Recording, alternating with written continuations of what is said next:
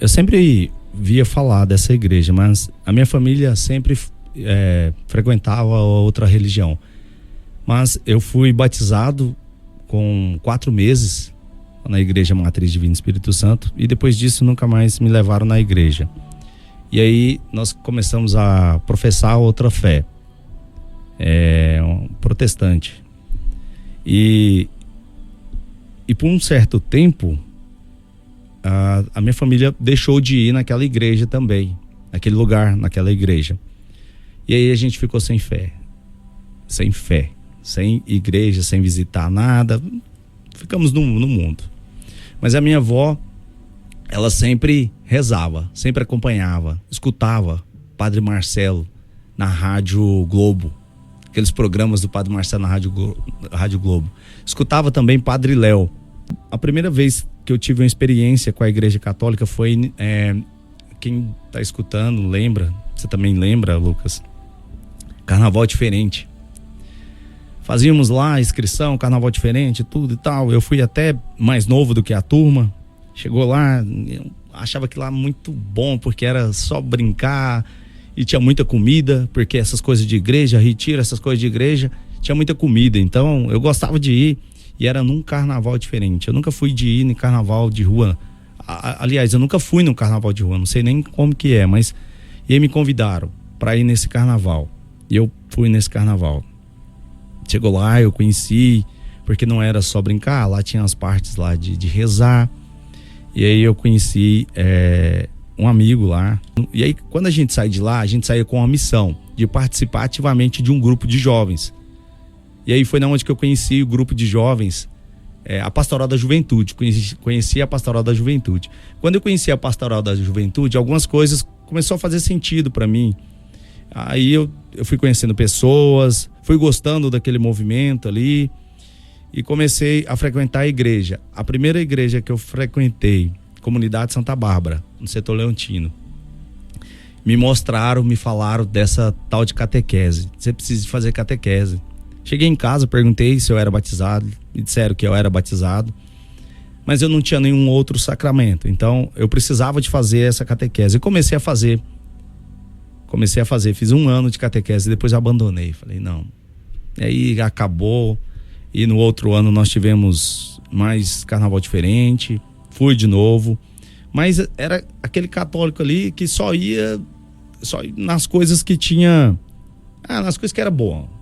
Sempre ia na igreja ali, mas não entendia de nada, não assistia a missa, não entendia. E o tempo passou, eu fui pro mundo, deixei de ir na igreja, conheci outras religiões de novo. Uma dessas igrejas que eu conheci, eu resolvi então dar uma firmada lá. Comecei a frequentar porque eu arrumei um serviço e o dono de lá, ele era dessa igreja. E aí eu fiquei muito empolgado com as coisas que ele falava e eu ficava, eu ficava assim, gente, mas essa igreja é muito boa. Tinha um avivamento diferente, tinha uma coisa lá que me chamava muita atenção. E comecei a ir nessa igreja a frequentar. Frequentei por algum tempo. Quando de repente, era perto de batizar lá na igreja, veio um ancião. Eu fui numa experiência, numa reunião de mocidade. Só de falar de reunião de mocidade, assim, as pessoas já vão identificar qual que é a igreja. Em Serranópolis, era a inauguração da igreja. E aí, naquela reunião de mocidade, veio um ancião de São Paulo. Lembro como se fosse hoje, numa tarde.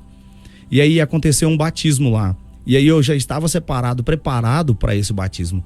Quando veio esse irmão de São Paulo, colocou a mão nos meus ombros e falou: volta para tua casa, aqui não é o teu lugar. Volta para tua casa, aqui não é o teu lugar. Meu irmão, aquele dia eu chorei porque todo mundo tinha batizado ali, todo mundo estava feliz. E eu já estava naquela caminhada ali, já tinha um tempo já. Eu estava ali, eu não me lembro mais como os irmãos lá falavam, mas eu estava ali naquela caminhada já tinha muito tempo. E eu queria batizar. E aí eu fui pro mundo de novo. E aí me aconteceu muitas coisas ruins, cara. Aconteceu muitas coisas ruins, eu fiz muitas coisas ruins. Um dia eu estava sentado numa praça lá em Goiânia e veio um senhor e falou pra mim, me convidou pra ir na Basílica lá. Eu fui até a entrada, eu nunca nem vi aquele senhor mais. Fui até a entrada e não consegui entrar dentro daquela igreja. Não consegui entrar. Eu vim visitar a minha família, tava morando lá, já depois de muito grande já. E isso, cara, antes de vir, antes desse fato, eu conheci muitos lugares. Muitas outras coisas feias, cara, muitos lugares. Eu conheci uma pessoa, cara, em 2005. Eu tinha 15 anos, eu conheci uma pessoa em 2005. E essa pessoa, quando eu cheguei aqui, me fez um convite para ir na missa. Hoje essa pessoa já não mora mais em Mineiros, mas ela me fez um convite para ir na missa, um amigo. E eu fui. Chegou na missa, eu senti algo diferente. Mas não era só uma missa qualquer. Teve a missa comum, e aí depois eles veio com um negócio grande lá, que hoje eu já sei o que é. Veio com aquele negócio grande, colocou lá no altar e falou assim, agora... Aí eu vi a igreja apagando as luzes, e aí eu fui ficando com medo daquilo. Eu falei, que é isso? Aí apagaram as luzes, e aí todo mundo ajoelhando ali, e aí todo mundo olhando, já não tinha mais ninguém lá, já tinha só um negócio grande lá, com um negocinho branquinho lá dentro. E aí eu fui ficando com medo daquilo, fui ficando com medo, isso já depois de velho. E naquele momento veio uma coisa muito forte dentro de mim, meu irmão, muito forte, eu não me segurei e comecei a chorar. Comecei a chorar muito naquele dia, muito. Foi minha primeira experiência que eu tive, e aí eu já não queria sair daquele lugar. Era uma missa, e depois dessa missa tinha uma adoração. Eu tive aquela experiência, como todo mundo tem a sua experiência, e não firmei. Eu queria sentir mais, e continuei indo em alguns lugares, mas tinha um bloqueio que me afastava da obra de Deus mesmo, daquilo que Deus tinha preparado para mim. E fui pro mundo de novo e caía.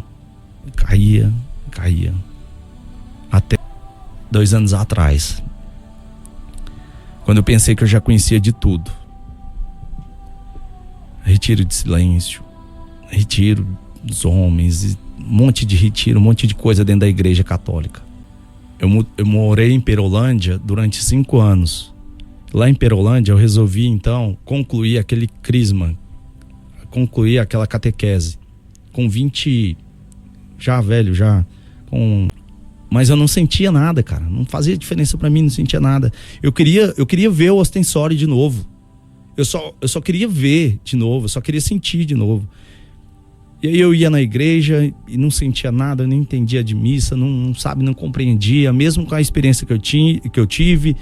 Mas quando Jesus estava exposto, quando tinha ali Jesus, eu caía. Todas as vezes eu caía em desespero, em choro profundo. Mas eu não conseguia compreender. Até um dia eu recebi um convite. Quem está dentro da igreja passa um deserto mais pesado, mais profundo, mais intenso do que quem está de fora, porque o inimigo, o encardido, ele quer aquelas pessoas que está tentando. Nessa experiência que eu tive há 2 anos atrás, no acampamento, eu não queria ir, meu irmão, não queria ir. Eu trabalho na prefeitura e eu estou de social, por conta de gravar os vídeos e tudo. E alguém fez a minha inscrição e eu não queria ir, cara. Eu não queria. Acampamento, não vou nesse negócio. Eu fui sorteado. E aí uma mulher me ligou. Você foi sorteado, mas tem que pagar R$400. Falei, mas que espécie de sorteio é essa? Ainda tem que pagar? E fiquei muito bravo. Falei, não, pode passar meu nome aí. Não quero. Não vou. Cheguei em casa, falei pra minha esposa, fui sorteado no acampamento, nem fiz minha inscrição, fui sorteado e ainda tem que pagar, não vou nesse negócio não. De repente, me ligam de novo dizendo que já estava tudo pago lá, naquele acampamento, naquele dia. Cara, eu só virei e falei assim pra minha esposa, eu vou embora agora. Ela já sumiu de mim, cara, sumiu. E eu fiquei emburrado, Lucas. Aquela primeira noite eu não dormi, segunda noite eu não dormi, emburrado. E aí eu ficava na fé, no mundo, um pé na fé, pé no mundo. Batia. Quando um certo dia veio um pregador de Goiânia, numa tribo de oração, E eu escutando pelo celular e tal, na live, e esse pregador falando. Quando de repente eu falei, vou lá na porta da igreja um pouquinho, só pra ver. Fui na porta da igreja e já queimava dentro. Não, entra, só um pouquinho. Entrei na igreja, fiquei um pouquinho no fundo. E o pregador falando um monte de coisa. E eu julgando, fui lá dentro só julgando. Falei, que cara babaca, que cara bobo, que nossa. De repente ele chama todo mundo lá pra frente. Vai todo mundo lá pra frente receber uma oração de cura, de libertação. Uma coisa que a gente tem que se entregar de coração aberto, Lucas, quando de repente veio um bêbado dentro da igreja, veio um bêbado e tocou lá nos irmãos, estava lá no fundo, e aí o irmão veio, tocou no meu ombro e falou assim, aquele bêbado tá te chamando. Eu olhei para trás, realmente tinha um bêbado lá, e aquele bêbado vomitou, Lucas, todas as minhas misérias, todas as minhas podridões, tudo que eu tava passando. Você não queria estar aqui. E falou tudo, Lucas, tudo. E eu falei, cara, esses caras, eles trouxeram um cara lá de Goiânia, fingindo que tá bêbado, só pra falar da minha vida, ainda resistindo, meu irmão, resistindo. Aí passou aquele momento ali, ainda bem que outras pessoas viram e tudo. Depois que eu fui procurar o bêbado lá de fora, sumiu, ninguém viu, tal. No outro dia eu fui atrás do Dom Tiago, que é o meu pároco. Fui atrás dele, fui atrás do coordenador do acampamento. Falei, da onde saiu aquele bêbado? Eu queria saber, queria mais. Porque ele falou umas coisas lá que é bem íntima. Queria saber quem que falou aquelas coisas pra ele. Eles não sabiam. Aí 1 ano atrás, nós decidimos então receber mais um sacramento.